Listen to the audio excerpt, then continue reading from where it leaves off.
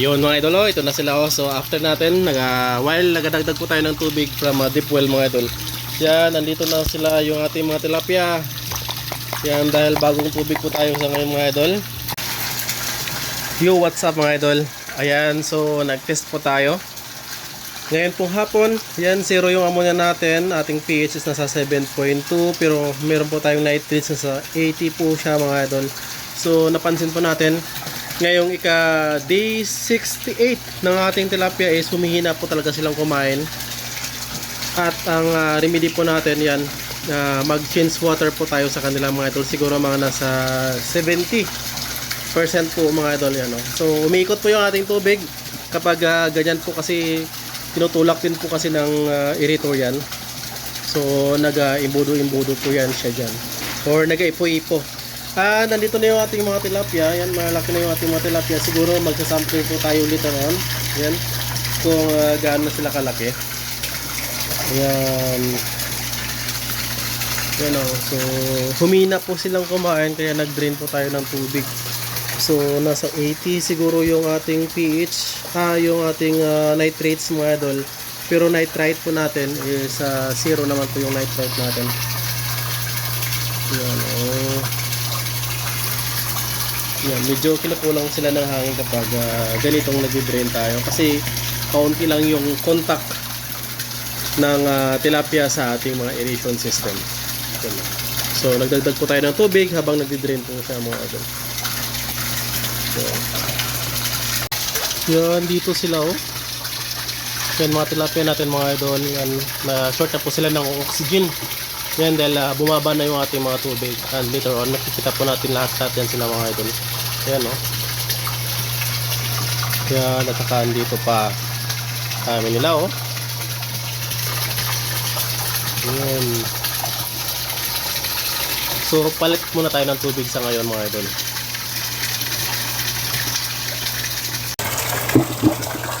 At mga idol, ito po. So, nagkaroon po tayo ng nitrite spike. And nag-drain po tayo mga idol ng mga nasa 70%.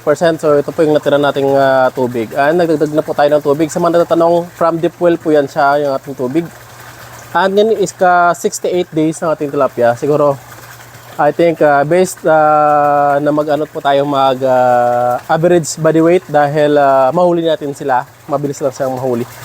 So, doon siguro tayo kukuha kasi ando ng marami. So ito, sisit natin sa 0 later on. Yan. So ito yung ating I think nasa 80 yung spike natin ng nitrates.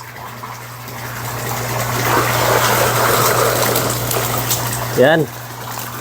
Ito randomly ang ating i-average body weight mga idol. Yan. So ito, sisit natin sa 0. Yan o, 0 na siya. Makita ba? Yan. Sito sa 0. And ito yung ating mga tilapia na ilalagay dito kung ilan ang average body weight nya. Alright. Uy, ang galaw nila. Ilan yan? 1,800 60, 1,000 ba? Tingin. 1,896.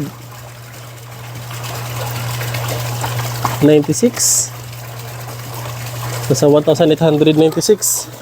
Pero gumagalaw po kasi sila sa loob. So 1,896 mga idol, titimbangin natin dito kung ilan. Kasi may tubig po ito. Kasi 1,896 po siya. Ito may nahuli ata tayong mga malalaki. So, titimbangin natin ito. May nahuli tayong malaki. Ito, 0. Yan, kung ilan na abutin niya. 102. Uy, 102 grams na siya. So, 1,896. 1, 2. May maliit pa tayo. 3, 4, 5. Ito, malaki din oh. Ilan to? 27, 6, 7, 8, 9, 10, 11, 12, 13, 14, 15, 16, 17, 18, 19, 20, 21, 22, 23, 24, 25, 26, 27, 28, 29, 29 sa 1,826 mga idol. Yan, susolve po natin yan kung ilang piraso. Yun mga idol, meron tayong nasa 29 piraso, 1,896 grams yung ating tilapia, more or less. So, ang average sa body weight po natin sa ngayon sa tilapia natin sa day 68 mga idol is nasa 65 grams na po yung ating mga tilapia. So, yun. So, random po yun siya. Later on, kukuha din tayo kung anong size yung pinakamalaki. Kasi before, may nakuha tayong 111 grams. Ngayon lamang po is may 102 grams po tayo. Yan, nandiyan na sila oh. So habang nagdagdag po tayo ng tubig, yan, dyan sila makikita natin. Yan. May mga malaki na talaga tayo mga idol. Siguro may mga 5 pieces, 1 kilo siguro tayo soon. Yan, dito. Tari natin manghuli sa kanila. Kung may makuha tayo yung malaki na mga shooter, kumbaga. Kung ilan na yung timbang talaga nila mga idol. Yan. So 65 grams sa ating 68 days of culture dito, kung saan meron tayong 2,500 tilapia dito sa ating 9 square meter. Ayan. So intensive tilapia farming po ito siya. So before is ano po tayo, never po tayo nagapalit unless lang kung meron tayong tawag nito crash sa ating water system. So like ngayon na meron tayong nitrates po na nasa 80 siguro to or more. Yan, so this is the time na kailangan nating magpalit ng tubig mga idol. Yan, kasi ang problem po kasi is humihina po silang kumain kapag mataas yung nitrates natin. So kaya nag-drain po tayo ng tubig. Yan. Dito na sila oh. After this, balik po ulit yung lakas nila ng kumain ito mga idol. Ayan. Ito na may malaki tayo dyan. Eh. Ayan. Try natin hulihin. Tsaka titimbangin kung, ay, bilis pa sa alas 4. Kaya niya magpahuli. Ayan. Kuha tayo mamaya. So, hindi na puka. Ang bilis. Ang bilis kumaripas.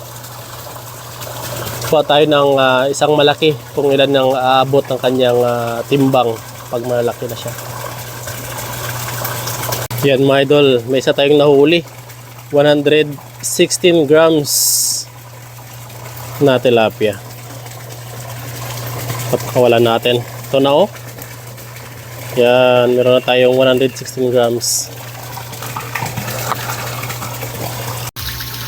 Yun mga idol, ito na sila oh. So after natin, while nagadagdag po tayo ng tubig from deep well mga idol.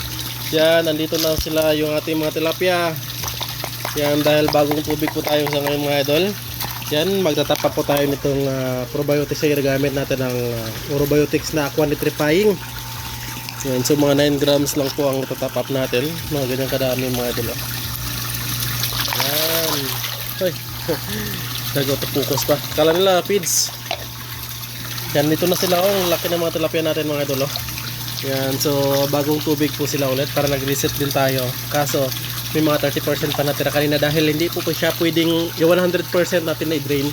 Dahil kapag lumagpas na po sa aerator level yung tubig natin, yan, magagasping po yan sila at ang result, mas stress po or even mamatay po sila mga idol. So dito tayo magpapakain. Yan, para makita talaga oh. Yan, dyan na yung ating mga tilapia oh. Wow. Yan, hindi talaga siya maano sa sobrang parang nagadilim lang talaga sila. Yan, dito na sila.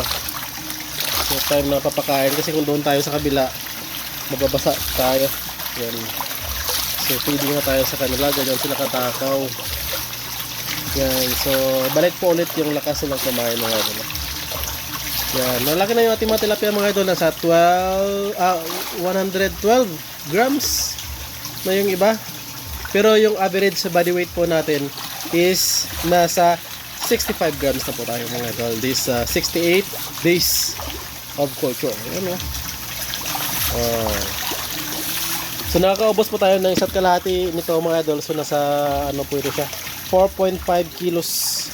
Yan. Minsan 3 kilos, depende po kasi lalo na pag makulimlim yung panahon, hindi po sila ganun katakaw kumain. Kapag mainit naman, doon naman sila matakaw kumain.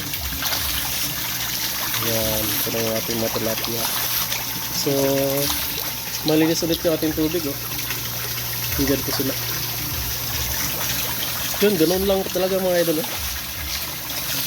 We'll see after 2 months siguro, 120 days, kung pwede na natin siyang i-harvest sa ating natin. Update po ulit tayo dito mga idol. See you. Ano? Bilis lang, sa ilalim sila kumakain pala oh. Sa ilalim pala yung feeds.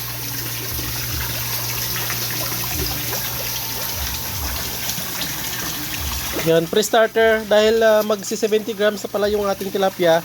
Yan, malapit nang matapos yung ating pre-starter, siguro mga 10 kilos na lang natira. Starter feeds pala, sorry. Mag-grower na po tayo mga idol. Yan, ito is starter feeds. So, yung feeding po natin sa ating tilapia sa mga sumusunod po sa ating mga idol. Nag-start po tayo ng pre-starter during 25 grams po nila mga idol. And then kapag nag 35 grams na yung kanilang average body weight, yan, doon na po tayo nag starter feeds ito. And then aantay lang po natin mag 70 grams yung average body weight, doon na po tayo mag grower feeds.